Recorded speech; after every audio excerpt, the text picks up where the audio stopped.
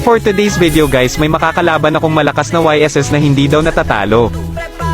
Sa sobrang lakas nito guys, tuwing maglalaro siya ng Mobile Legends palaging panalo. In this video guys, susubukan natin lagyan ng isang defeat history niya.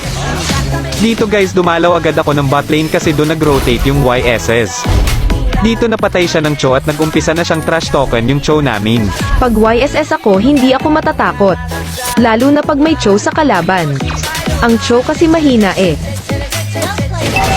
No offense ang VV mo. Dumalaw ulit ako ng bot lane dito kasi mukhang pinagkakaisahan si Cho. Dito akala ko ligtas na ako, biglang nag-ulti pala yung YSS.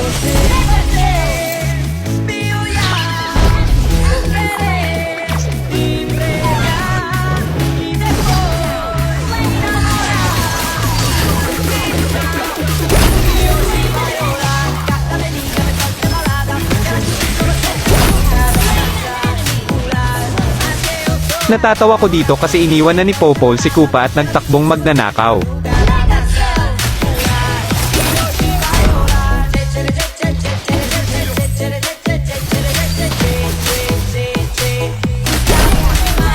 Settings na please.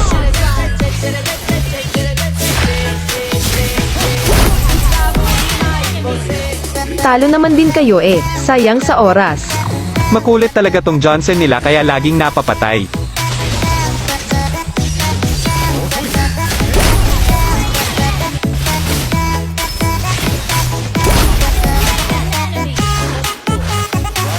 Sa part na to guys, nakita namin nagpupush yung YSS kaya binigyan na namin.